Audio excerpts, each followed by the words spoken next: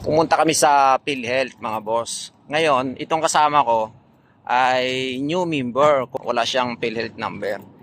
Ngayon, may bagong patakaran pala sa PhilHealth. Kapag ka pala wala ka pang membership, automatic magbabayad ka ng 500. Kung wala kang maibigay galing sa barangay, yung job seeker nila, no? Ang tindi. So, kahit na wala kang employer sa PhilHealth, halimbawa, nag-apply ka ng trabaho, tapos kailangan mo ng PhilHealth number, ay kailangan mo magbayad ng 500 pesos.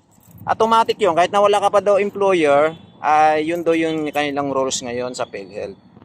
Grabe talagang business, no? Hindi naman ganyan dati, ah. Nung kumuha ko dati ng PhilHealth, magkano lang yun? 50 lang yun, 150. Di ba? May PhilHealth number ka na. Wala na ako eh. Sabi, 500. Nagpa-online pa ako. Wala din pala sa yung online ko. O, di ba? Nagpa-online ka, tapos Wala din pala. wala ring kwenta. Tapos ngayon, pumunta tayo dito sa PhilHealth para kumuha ng PhilHealth number. Hindi ka nila bibigyan ng PhilHealth number pag hindi ka magbayad ng 500 pesos. Yung online ko, wala din pala kwenta. Yung online mo, wala ring kwenta, wala ring selbe. Nagbayad ka rin doon. Kaya pipila ka rin pala ulit. Di ba? Mas maigi na pumunta ka na palang sumadya ka ng diretso dito. Wala talaga, business. Pera-perang labanan ngayon sa bansa natin eh. Anong magagawa natin?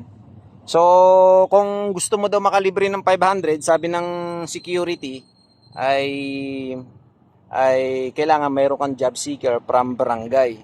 Sa kung saang barangay ka na sasakupan, maghingi daw ng job seeker. Ito yun, yung nasa screen, papakita ko sa inyo.